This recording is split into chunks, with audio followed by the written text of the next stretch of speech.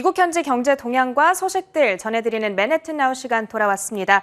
오늘도 이 시간은 오하이오 주립대학교 자산관리학과의 겸임 교수이자 JC 회계법인의 대표로 계신 지호준 박사님과 함께합니다. 안녕하세요. 안녕하십니까? 네, 오늘 첫 번째로 이 아프간 사태에 대한 내용을 준비해 주셨습니다. 최근 아프가니스탄에서 탈레반 세력이 20년 만에 재집권에 성공하면서 논란이 되고 있는데요. 거기에다가 미군까지 철수하고 나서면서 혼란이 더욱더 가중되고 있는 상황입니다. 어제는 아프가니스탄 내에서 미군 철수와 관련해서 이 바이든 대통령이 대국민 담화 자리를 가지기도 했었는데요. 여기에서 어떤 발언들이 나왔었는지 정리를 해주시죠. 네, 미국 시간으로 말씀하신 것처럼 월요일 어제에 아프간의 미군 철수와 관련해서 바이든 대통령의 대국민 담화를 이제 가졌습니다. 담화 내용을 이제 요약하면은 미군 철수 이후에 일어나고 있는 아프간의 어떤 이런 혼란은 이미 예상했었다. 하지만 그렇다고 다시 미군을 파병하는 일은 없을 것이다라는 것이 이제 요약할 수 있는 그런 내용인데요. 한마디로 다시 한번 얘기하면은 아프간을 중심으로 한 중동 외교는 이제 포기하겠다라는 어떤 바이든 대통령의 소신과 또 현 정부의 외교 정책을 다시 한번 확인할 수 있었다라고 볼 수 있겠습니다. 사실 아프간 이런 미군 철수는 트럼프 정부 때부터 준비를 하고 있었기 때문에 미국 현지에서 또는 시장에서는 이미 예견된 변수였습니다. 대신 이번 미군 철수를 통해 바이든 정부의 외교 안보 정책의 어떤 축이 중동에서 중국과 러시아로 넘어가고 있다는 점에 어떤 초점을 맞추고 앞으로 경기 흐름을 파악하는 것이 중요하지 않을까라고 생각을 하고요. 또 한 가지 이번 미군의 아프간 철수가 이제 시장에 의미하는 것은 내년 11월에 있을 미국의 중간 선거와의 어떤 상관관계를 들 수 있겠습니다. 바이든 정부가 이제 주도하는 주요 외교 정책과 경제 정책이 이제 얼마나 효과적인지 효율적인지 이번 기회를 통해서 이제 테스팅 해볼 수 있는 그런 좋은 기회가 될 수 있을 것 같고요. 앞으로 이제 1년 동안 바이든 정부의 어떤 외교 안보 정책, 또 이제 물가 상승에 대한 문제들, 실업률, 재정 절벽의 위험, 어떤 또 과열된 주택 시장 등등 여러 가지 굵직굵직한 변수들을 어떻게 대처할지를 좀 제가 잘 지켜봐야 되지 않을까 싶습니다. 또 앞으로 이제 바이든 정부가 어떤 카드를 이런 문제들 앞에서 어떤 카드를 언제 내보일지 중장기적인 관점에서 시장 흐름을 파악하는 것이 또 중요할 것이라고 이번 대국민 담화를 통해서 제가 좀 이렇게 분석해 볼 수가 있었습니다. 네, 이번 아프간 사태가 사실 굉장히 크게 논란이 되고 있고 또 정치적으로 많은 혼란을 빚어내고 있음에도 불구하고 예상했던 것보다 시장으로의 영향은 아직까지는 그렇게 크지 않은 것 같기는 한데요.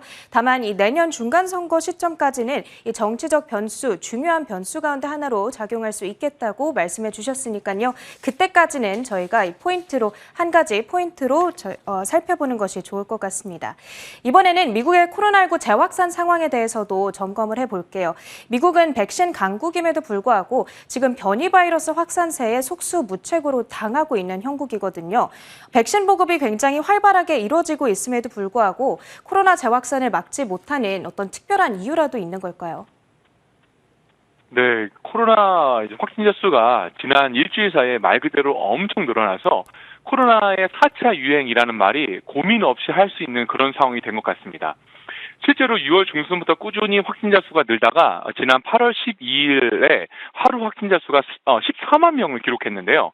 이번 4차 유행 때문에 미국은 다시 한번 신규 감염자 불명의 세계 1위가 되었습니다. 이뿐만 아니라 이제 미국의 코로나 누적 확진자 수는 이제 3,670만 명 이상으로 전 세계 17% 이상을 차지하고 있고요.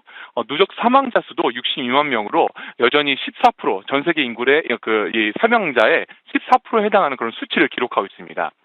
이 델타 변이 엄청난 확산세에 비해서 누적 사망자가 크게 이게 늘고 있지 않은 점은 아무래도 미국 전체 인구의 50% 이상이 백신 접종을 완료한 그런 영향 때문이 아닐까라고 생각을 해보게 되었고요. 하지만 문제는 6월 이후에 여전히 제자리 걸음 중인 백신 보급률입니다. CDC와 정부기관에서 이런 백신 보급률이 코로나 확산에 직간접적인 영향이 있다고 여러 통계 자료들 또는 전문가의 의견을 인용해서 발표를 하고 있는데요. 사실 이제 시장에서 걱정하는 부분은 백신 보급의 속도가 늦어짐에 따른 단기적인 소비 위축과 또 수요 공급의 불균형입니다. 지난 3차 1월, 2월 그 당시에 3차 유행 당시에 대형마트와 리테일 쪽에서 충분한 물량 확보를 못해서 공급에 차질이 있었고 결국에는 정부나 또는 전문가들이 테이퍼링이라는 어떤 고민을 할 정도로 급격한 물가 상승을 저희가 경험했었습니다. 아마도 8월 말, 이달 말이나 또는 9월 중순까지는 물류 공급과 또 유통업계에 직접적인 영향을 주는 유가 또는 환율에 대한 보다 좀 더 센서티브한 그런 분석 또는 대비가 필요하지 않을까라고 생각을 해보게 되었습니다.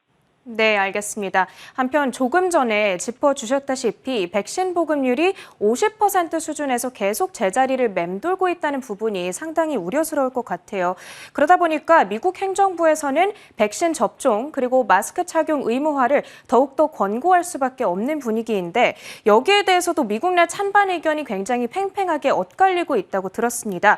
관련해서 어떤 의견들이 나오고 있는지도 짚어주시죠. 네, 한국에서는 잘 이렇게 이해가 안 되시고 또 수긍하기 어려우신 상황이 될지 모르겠지만 미국은 지금 마스크와 전쟁 중 또는 백신과 전쟁 중이라라고 말을 해도 과언이 아닐 것 같습니다. 이번 주부터 시작되는 이제 초, 중, 고 대학교의 어떤 새 학기를 앞둔 상황에서 이게 백신 보급이 원활하게 안 되고 있고 또 이런 중에서도 마스크 착용이 이게 코로나 확산세에 도움이 될 것이다라고 여러 의료 전문가들이 이렇게 의견을 제시하고 있는 상황인데요. 이제 이런 의료계의 지원 또는 통계 자료에 힘을 입어서 여러 차례 말씀드렸던 것처럼 미국 정부와 CDC는 보다 신속한 백신 보급과 마스크 착용을 위해 가능한 모든 방법을 총동원해서 코로나 확산세를 잡으려고 정말 최선을 다하고 있는 그런 상황입니다. 하지만 이와는 반대로 적지 않은 지역 의 어떤 기관들, 단체들, 심지어는 지방 정부기관들, 주정부 또는 시정부 기관들에서 마스크 의무 착용과 백신 접종은 개인의 선택권에 대한 침해라고 주장하면서 이걸 반대하고 있는 그런 상황입니다.